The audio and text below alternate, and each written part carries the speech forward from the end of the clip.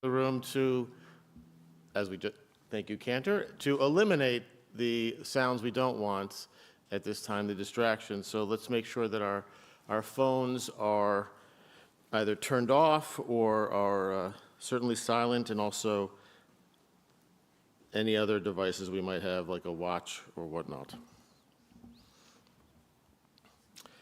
In the words of Ecclesiastes, a season is set for everything, a time for every experience under heaven, a time for dancing and a time for wailing, a time for birthing and a time for dying, a time for speaking and a time for silence, a time for seeking and a time for losing. We know that mourning is a complicated time, one where memories of love and affection and good times bring us joy and make us feel just like we have the spirit of the person with us. And those are confronted by the new absence, their loss from our world. And we struggle with that back and forth. And so our tradition guides us to use the words of our Psalms and to use the company of one another to help us make those steps together. And that's what we do here this morning. From Psalm 15, Mizmor LeDavid, Adonai mi agur bo holecha, mi yishkom bahar kodshecha. Holech tamim u'forot tzedek v'dover emet bilevavo. Lo ragal al leshono, lo asa l're'ehu ra, v'cherpa lo nasa al krovo. Nivze be'enav nim'as ve'et yirei Adonai yechabed. Nishba l'hara v'lo yamir. Kaspo lo natan b'neshech, v'shochad al naki lo lakach, v'ose'ele lo yimot le'olam. A Psalm of David. Do we deserve to enter God's sanctuary? Can we merit a place in the presence of God? Live with integrity. Do what is right. Speak the truth without deceit. Have no slander upon your tongue. Do no evil to others. Do not mistreat your neighbor. Spurn a contemptible person, but honor those who revere Adonai. Never retract a promise once made, though it may bring you harm. Let no money at unfair rates. Accept no bribe against the innocent. Make these deeds your own, then shall you stand firm forever. We come together in community in a hope expressed so beautifully by Psalm 23, that we will feel that we are a part of God's flock and that we are comforted by that and by the presence of our friends and our family. Cantor is going to lead us beautifully in that now.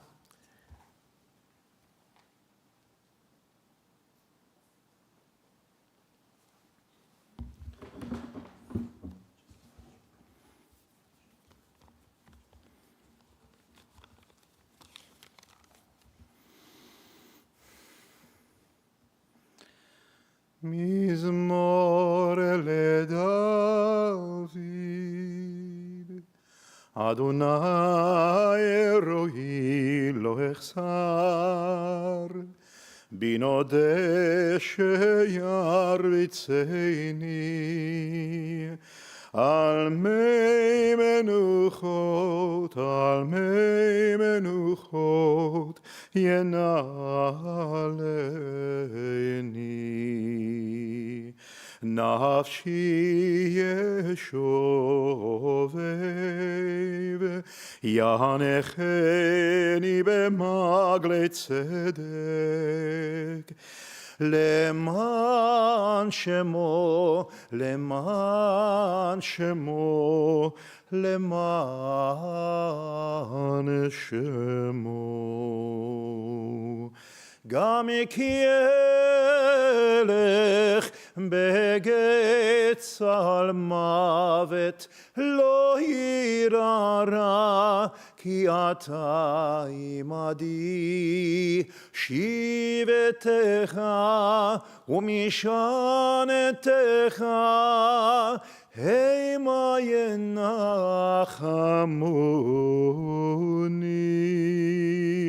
תערוך לפניי שולחן נגד צורריי. דישנת ושמן ראשי, כוסי רוויה. אך טוב והחסד ירדפוני כל ימי חיי, ושבתי בבית אדוני ליורך ימים.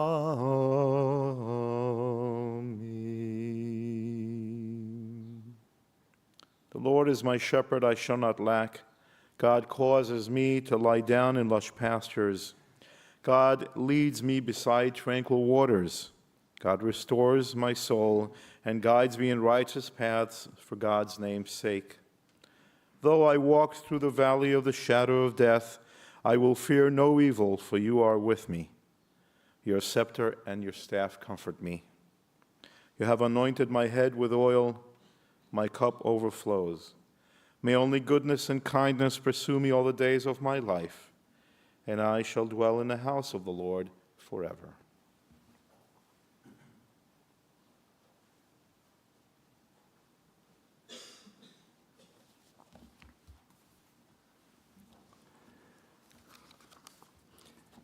The thoughts of we who are gathered here today are filled with recollections of Alex Feingold. We are bound together by a bond of common sorrow. Our tears join us on the sad occasion of his death.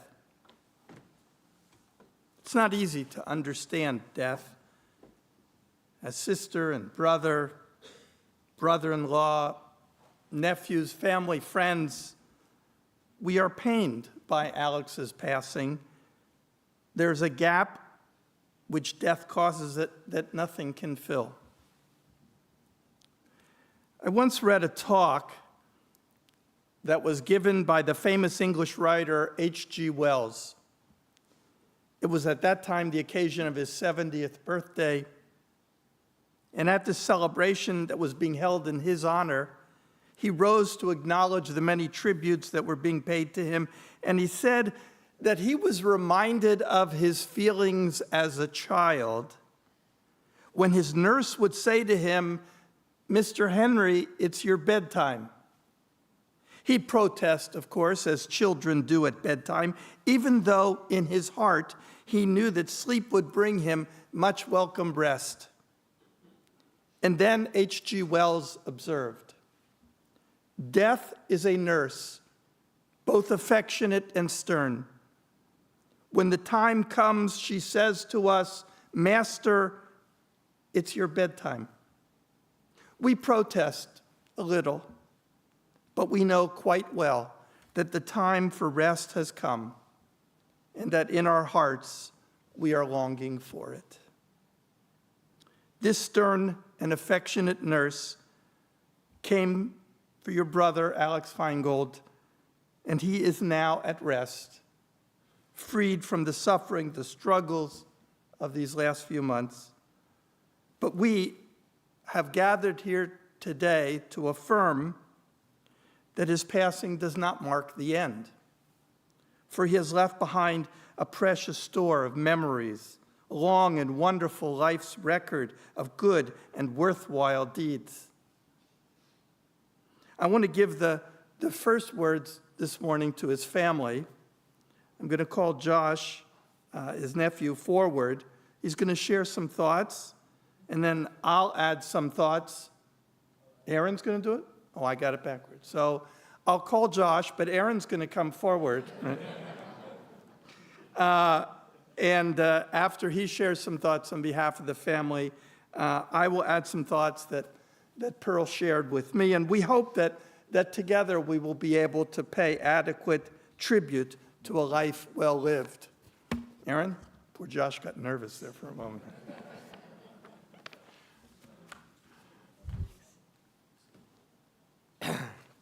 I almost got out of it.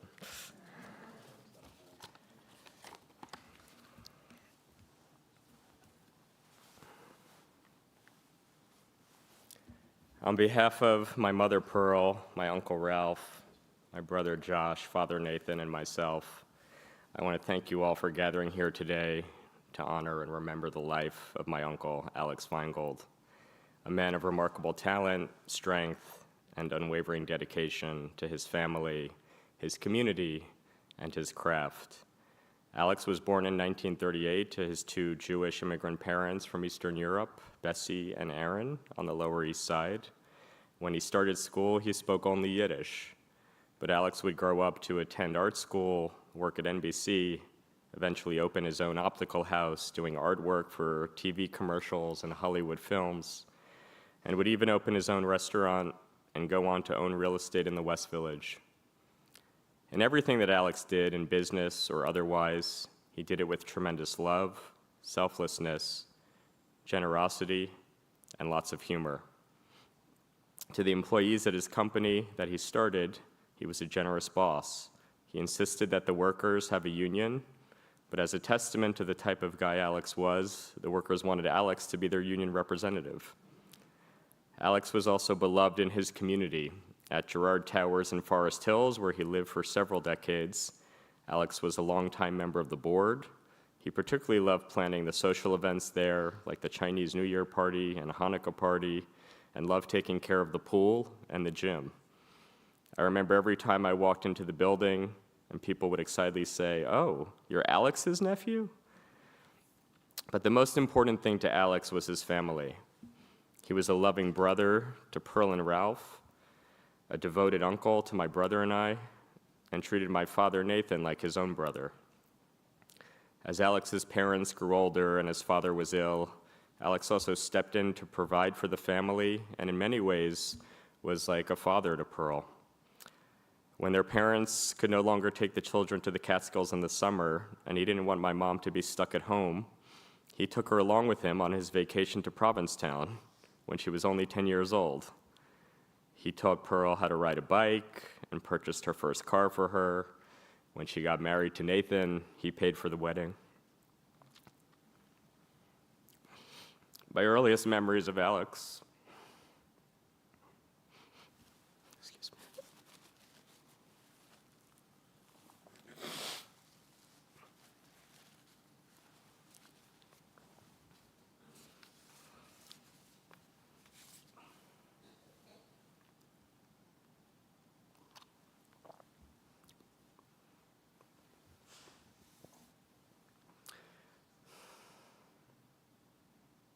My earliest memories of Alex are funny ones.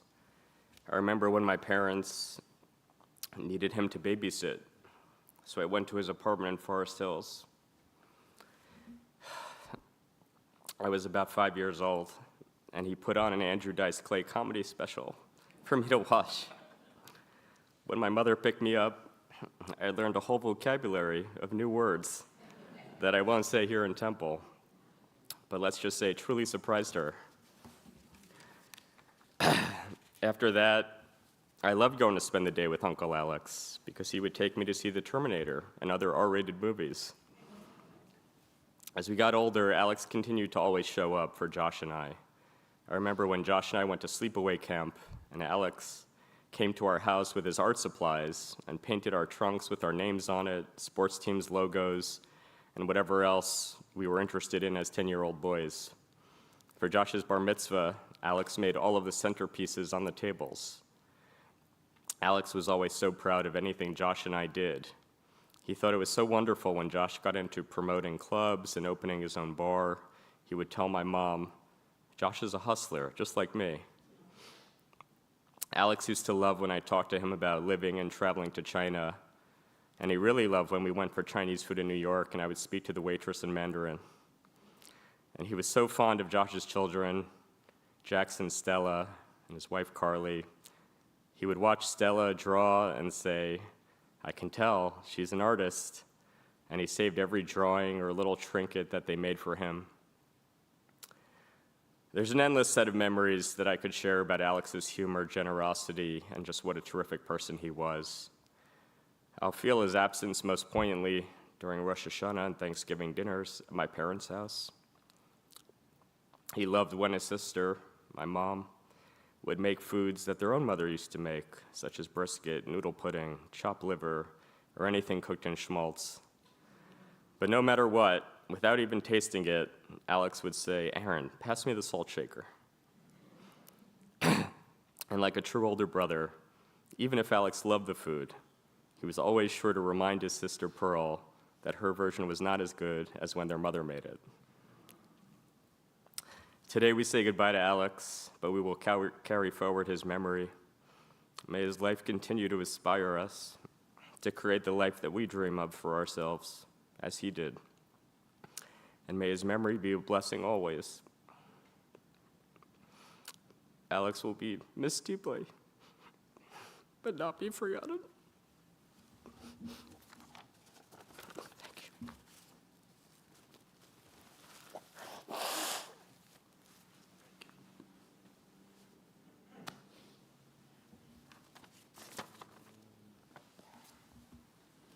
Thank you, Aaron.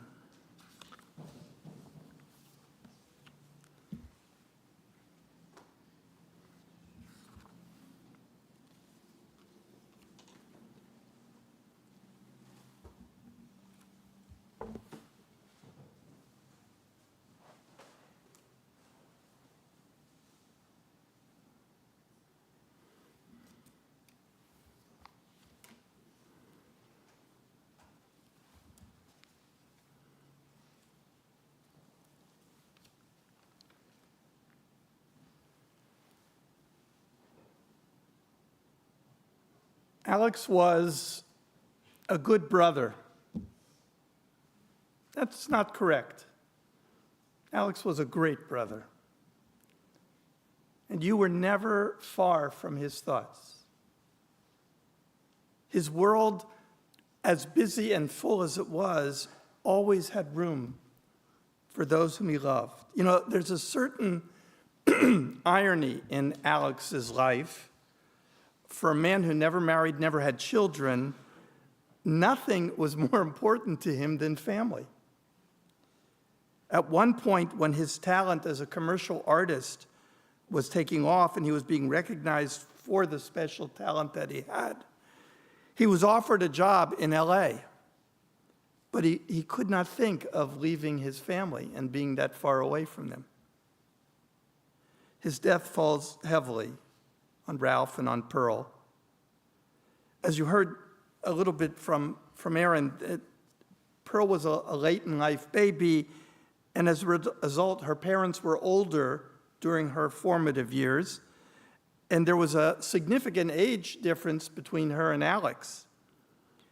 Alex sensed that Pearl was not having some of the benefits that he had cherished in his childhood and made it a priority to provide those things for her.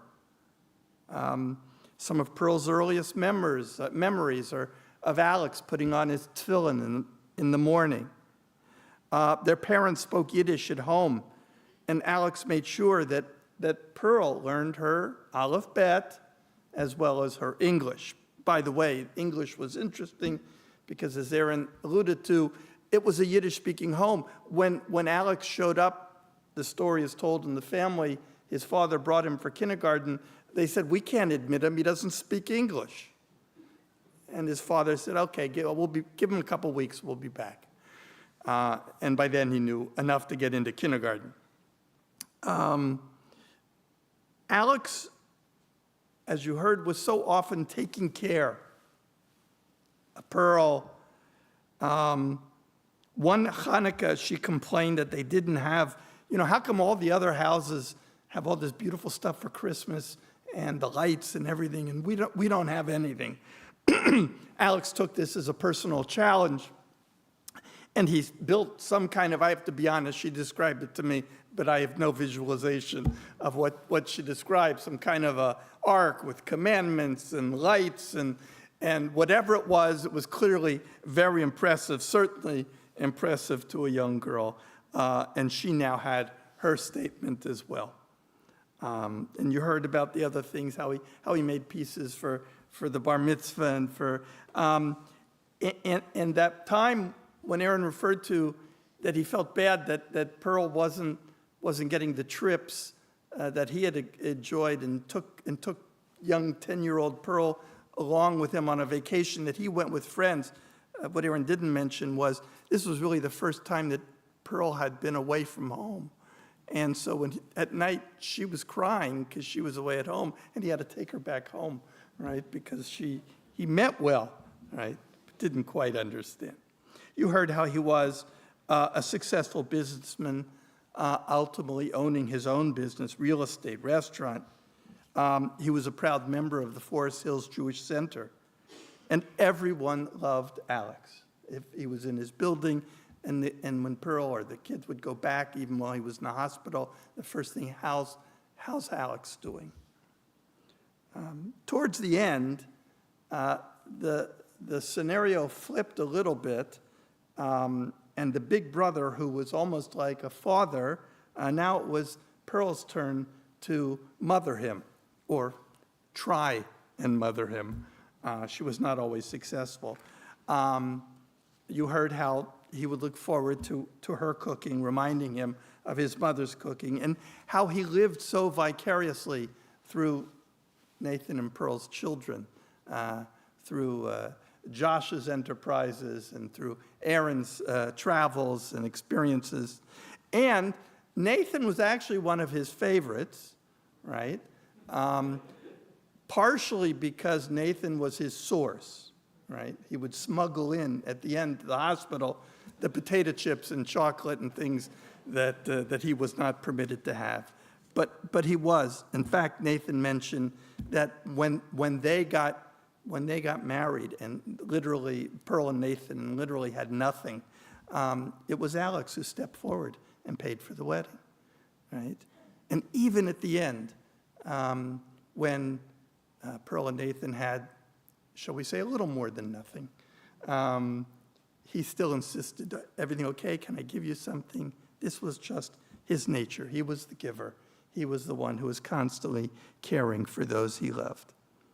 There's a wonderful text from Jewish tradition, from Pirkei Avot, simple question that is asked, Ezehu Ashir, who is rich?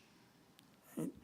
And then it answers its own question with an equally simple answer. Hasamech b'chelko. The rich person is the person who is satisfied with what he has in life. Alex Feingold was a samech b'chelko. He was a person who was content with his lot in life. So your sorrow must also be mixed with a sense of thanksgiving that you were given the privilege to know such a special man, to have him as part of your life. In tradition, we say that death ends life, but it does not end a relationship. Death cannot destroy the bonds that were formed by a lifetime of living and loving that were as rich and meaningful as those which Alex created with the ones whom he loved. His life ends, but his message continues. His example survives. His influence endures. O God, who does bring thy children out of the darkness and the shadow of death, we thank thee for the life of Alex Feingold, in whose friendship we were blessed, by whose understanding we were guided, and in whose tenderness we were healed. May the sureness of his nearness to us banish loneliness from our hearts, and the sureness of his nearness to thee, O God, quiet our anxious spirit. Be with those who most poignantly and most painfully feel the pangs of this hour, with Ralph and Pearl and Nathan.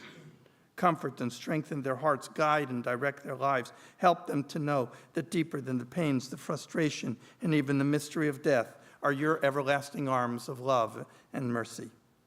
Grant them steadfastness of purpose, faith in thee, and courage to face life. Give them the wisdom to say with understanding the ancient words of submission and resignation, perhaps the wisest words that could be said at an hour such as this. Adonai natan v'Adonai lakach, Yehi Shem Adonai mevarach. Lord, you have given, and now you have called unto yourself. We praise thee, O God, for the courage to make our broken hearts an altar before which we may acknowledge thy sovereignty and love. May thy name be praised now and forever. And let us say, Amen. Would you please rise for the memorial prayer?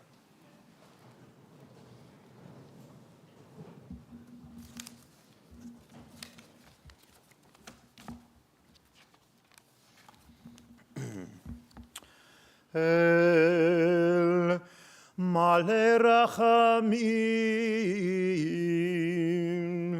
shochen bamromim, hametzei menucha nechona, ale kanefei ashchiena, במעלות קדושים וטהורים, כזוהר הרקיע מסיירים, את נשמת סנדר בן אהרון ובתיה, שהלך לעולמו.